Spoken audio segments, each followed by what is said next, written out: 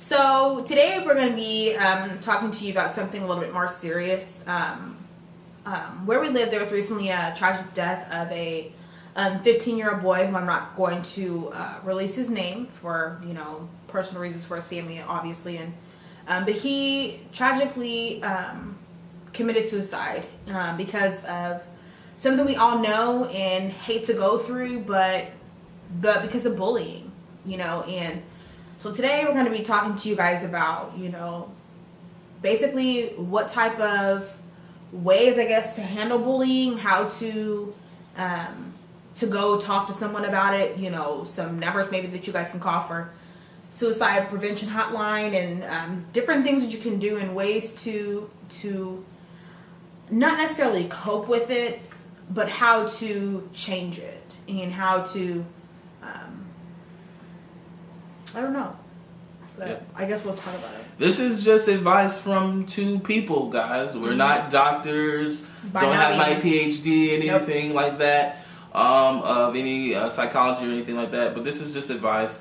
You already know. If you guys need any help, go you can visit, reach out to us. Yeah. Go visit. Visit a parent if they're not saying anything. A teacher. Anyone that is of authority and that will listen to you. And that's you. And another thing is that who you will feel safe talking to. Because, I wouldn't just go up to anybody and everybody, hey, I'm being bullied, Go talk to someone who you feel comfortable with. Counselors at your school are always usually there and usually very understanding. If you don't have somebody that you necessarily are very close to, like a counselor at your school, go talk to the nurse or the librarian or your favorite teacher. For me, my biggest outlet was talking to my music teacher. He's my favorite teacher, so... and luckily I had a good relationship with my vice principal, so you go talk to someone. If you don't, feel comfortable talking to anybody else, your friends, anybody, your family, go talk to someone that can get you help, because never is it okay for someone to make somebody feel so low to the point where they feel like they have to take their own life, or take somebody else's, because it happens. Yeah. So basically, I guess to give a little bit more detail here on what happened, I guess like many other cases, a kid was being bullied, I guess over a period of time. Yes. I think they tried to reach out to the administration there at the school. His parents did. And basically they weren't getting the results that they wanted. That they needed. Yeah. That they needed. Exactly. And mind you, this boy was 15. Yeah, 15 years old. 15 years old. And like Keontae was saying, like his family reached out. They reached out to the administration, and apparently they also reached out even further to, the school board. The school board, and not just the school in itself, and it got to the point where it got so bad, his parents felt the need to withdraw him from school. Right. So I guess before the Christmas break, or maybe at the end, they withdrew him from school. So he wasn't even a enrolled student at the school coming this semester. I'm not sure if he was just taking a break or if he had moved to another school. I'm not really sure. Or if he was being homeschooled. Nobody knows at this point. They're actually still investigating. Not really sure. Everything, but this is pretty fresh. Yeah. But basically, happened like two days ago. Yeah, just a couple of days ago. And basically, they found him on the side of the school. Two students. Two students found him on towards it, by an entrance. Mm-hmm. Dead. He shot himself in the head, I guess one time, and very unfortunate. And very unfortunate. It's very sad, and my condolences go out to his family and to his friends and anybody that knew him or loved him or even didn't. People who are going through it. My condolences go out to you as well, and it's very sad, especially because of the things. Obviously, some of these things may be rumors, but some of the things that you see on social media, whether they be threats or you may not take the person seriously, you should always, under any circumstance, take the person seriously. Even if they have a history of playing around and saying stuff like this, or they're just being, attention seekers. No. Always take them seriously, because they can do anything. This boy reached out, his family reached out, and apparently he went to social media and was saying things and nobody listened to him. And when they found him, actually, the authorities actually said that they found him with 3 semi-automatic handguns and over 60 bullets. I think it was 3 or 4 different types of bullets on his person in his backpack. Right. So he could have shot up that school. He obviously came with some type of intention to do some damage. And the thing, I mean, we hear about this all the time, you know. All the time. Somebody, they're stressing out or they just lose their mind. They don't know. I mean, we don't know why they did it. But a lot of times it's because of bullying. Like, even like the Columbine stuff like that happened several years ago. Like, these boys were being bullied. And, you know, and this is the measures that they took. And, you know, and one of the big things that they said about, I've looked into it a lot, so I know quite a bit about it, but one of the big things that that the authorities said a lot was that the boy kept saying, even on his social media and from the notes that I guess they had found, I don't know whether it be on a laptop, on any type of paper or anything, but he kept saying that he wanted to make a statement.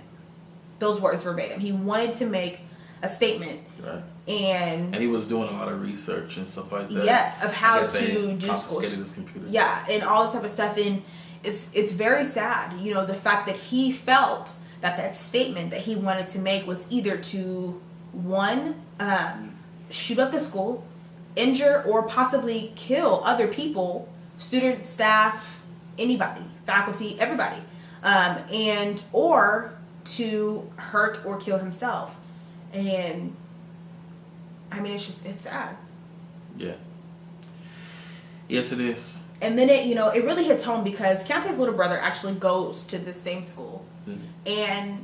And recently, you know, whenever I found out about it, I contacted Keontae's mom and I was like, hey, you know, Keontae's little brother, where's your son at, basically? And she was like, oh, he's at school. And I'm like, hey, did you hear about what happened? Like, you know, apparently such stuff happened. And she was just like, yeah, you know, and it freaked me out, you know, and I'm not even related to him by blood or nothing, you know, and I was just like, dude, like, make sure he's okay. And his little brother ended up saying that, hey, you know, I was in biology class with this dude. What if, I mean, obviously I would feel bad for anybody else's family that's at that school. I know plenty of people. I went to the school. Keontae too went to the school. But what if he would have been in class and in that biology class that he had with his little brother and, you know. Right, and pull out guns, you know. Or, I mean, the thing is, it could have been anybody. He could have came in. I would have think they probably would have came in with the guns, but. Probably. But he didn't. So let's be thankful that he didn't. But, you know. So. The reason why we're really here. So have you ever been in a situation where you felt like you were being bullied? Yes, actually, several different occasions. And as sad as it is to say, I'm going to be 100% honest with you. I've been on both sides of it. I really have. I was bullied a lot growing up because of some unfortunate events that happened in my family that I'm obviously not going to get into. But I was basically, okay, so I grew up around, I'm mixed, okay, I'm biracial. I grew up more around the like white side of my family. I really wasn't around the black side of my family like that, but that's irrelevant. But basically I was bullied because I was always being told that I acted too white or I spoke too proper of English or whatever the case was. Like, I was being bullied over dumb stuff, you know, obviously, as most people are. And it ended up happening so much to the point where I ended up having to move across the country because I was being bullied so bad. And I moved in with my father. And then when I ended up coming back, it was so bad to the point where I felt that I had to do it in return. And it was very sad, actually. Like, I guess, like, looking back on it, like, I can't believe that I did it, but I can because I did it. But this is what happens when people do things like how this young man did, this 15-year-old boy did. It's because, you know, they are bullied, and then they end up being bullies. Bullies don't just come out of the woodwork. Most bullies have been bullied. Right, whether it be by another peer or their parents. Maybe they're involved in some type of abuse. Yeah. Me personally, I haven't really experienced much bullying, just because, I guess. But, you know, I think people should really look back and consider what they're doing if it might be bullying. You know, if you're saying something to someone and it may hurt their feelings, or you constantly making somebody stand out, or what have you, you should definitely think about what you're doing. Is it just a joke to you? Right. But, you might want to, consider how they feel about it. You know what I'm saying?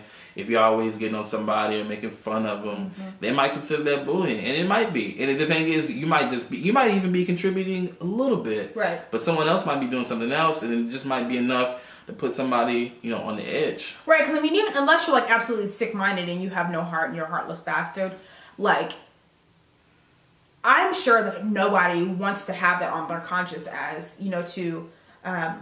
I was the reason as to why someone killed themselves or killed somebody else, or you never would want that on your conscience. And even then, like, why would you want to be that person? Why would you want to be the person to make somebody feel that low? Why? Like, it doesn't make any sense. And I guess to me, I have so many questions in regards to the situation, in regards to why there isn't more things in the community to prevent it. There's a lot of schools nowadays, and I know this because of what I'm going to school for, but there's a lot of schools that have a zero tolerance for bullying. So if your school, or if you're not in school, whatever, if your school or someone around the school offers that, reach out to it. Because honestly, like, I know from experience, because of the things that I had to go through, that my school didn't necessarily have a zero tolerance policy in place, but they were pretty good about, talking to the students about it. You know what? I just actually thought of something. When you said that schools have a zero tolerance for bullying, like I mentioned before, sometimes people joke around, and people, between their friends, it is a little bit different if you guys aren't friends, but sometimes people joke around and they might say something from the outside might look offensive. If they really knew the situation, and I know it's hard, they just have to find that out, what the deal is. I remember I haven't told you this, but okay. I remember I was in elementary school, okay? And there was a buddy of mine, and I didn't know where he was. He was around somewhere, whatever. And I said, hey, where's so-and-so at? I'm gonna cave his chest in. That's what I said, right? Oh, yeah. But the thing is that I got the phrase from an adult that was around, and I didn't think anything of it. Like, I wasn't about to really hit this dude. He's my friend or whatever. Right. It's like, where you at? I'm a pop you or whatever. Something like that, right? And I guess one of the adults heard me, and they sent me to the office, and I got sent home for the day. And so, I mean, to me, I feel that it was a little bit extreme, especially me being that little. How old were you? I was in elementary school. Well, there's a difference in elementary school, like 5th grade, and elementary school, it was like not 5th grade. Kindergarten. Elementary school against I was like 1st grade or 2nd. Matter of fact, probably 1st grade, right. Or even kindergarten, actually, because, listen, I was young. I was young. Okay, there was no reason to send me home. I couldn't do anything to nobody. You know what I'm saying? I mean, yeah, not that bad enough. Unless you had some kind of weapon. No, I couldn't. But I hope that they find some type of balance and they don't try to go overboard. It was like, oh wait, said this. But sometimes, because I know, like for me, like I got a lot of hate at school because a lot of people, when they were bullying me, they usually got in a lot of trouble. But some of the times when I was doing the bullying, sad to say, I didn't get in as much trouble as these other people got in. And I think it was because of the fact that, these teachers knew the experiences that I had been through with these students. And it wasn't like I was just bullying, quote unquote nerds. I wasn't doing that. Like, my thing was, people were being mean to me and I was being mean back to them. Basically, the same people that were bullying me, I bullied back. Because I'm like, okay, eventually, I guess I don't know if it was considered bullying then, I guess. I mean, I feel like I was really kind of standing up for myself, but who knows? But I got mean. And, I got to the point where I was always trying to fight somebody, and it was sad. I'm sure other people who weren't involved with that took some heat as well. Yeah. But I know for, like, okay, so there was one of the most, like, standout moment that I remember. I was in high school. That's where I took most of the bullying. I was in high school, and my mom, so obviously I'm black and my hair gets permed, okay? my mom had actually permed my hair, and I used to go to the Boys and Girls Club really heavy back then, and my mom had permed my hair, and I went swimming with the Boys and Girls Club the next day, and didn't think anything of it. Just went on, carried on like a normal, I was a freshman, and wasn't thinking nothing of it. Went swimming, and some of my hair actually fell out, and so I had patches in my head, like, not just like, oh, here's a bald spot. No, I had patches in my head, and the next thing that we thought to do was, we're going to get you a wig type deal. So we did. Got a wig. Went to school the next day. Everything was fine. Went to school the next day. Everything was fine. And I think it was either the third or the fourth day that I had actually been walking around the school with this wig on. People started noticing, oh, that's not Dominic's real hair, right? And you could obviously tell because I put it on. I didn't know what I was doing. But that's besides the fact. Anyway, this boy ended up making a joke out of it. And I was walking down the hallway, and he actually snatched it off of my head. And I was so embarrassed. I was like beyond embarrassed. I went to the bathroom in the store. I was crying. And I ended up going to the office and talking to the assistant principal and telling her like, hey, this was embarrassing. I'm bawling, crying. I just wanted to go home. And that boy ended up being expelled because he humiliated me so bad. Posted pictures of me on social media. Like, it was bad. Like, and that's the stuff that you want to see, but sometimes, like in Countess' situation, sometimes it's hard to decipher whether or not, this person's being serious. So, I mean, it's unfortunate that you actually weren't being that serious. Oh, you're not really going to cave his chest in, nor did you know how to do that at that age. But sometimes it is hard to, what's the word I'm looking for? Decide which is more serious, which is, and then sometimes it's not good to, because sometimes you can make the mistake and you're like, this person wasn't meaning any harm by it. Right. And next they come back to the shoot up the school. Right. Right. It's hard to, but one thing that I can say is, like I was saying before, if you have that person out there who you think that you can talk to, reach out to them, because it is so very important, because and you see a lot of videos on YouTube as well of people holding up the flashcard saying, oh, I went through this, and it's sad, and it's sad that some people may not have that person to go to or that person to talk to, but at the end of the day, hopefully everybody has at least one person that they feel confident talking to. Yeah, right. And if not, there are phone numbers out there. I don't know any of them off the top of my head. I'll try to put them in the description. Maybe put them on the screen if we can. For the suicide prevention hotline, these people that don't know you are not going to judge you. That you can call in and be like, hey, I'm having this problem or whatever. There are doctors that you can see. If you do not have insurances, there are ways out there that you can get the help that you need, even if you cannot afford it. So, yeah. So, guys, that's pretty much all we have today for KeDo Talks. Yeah.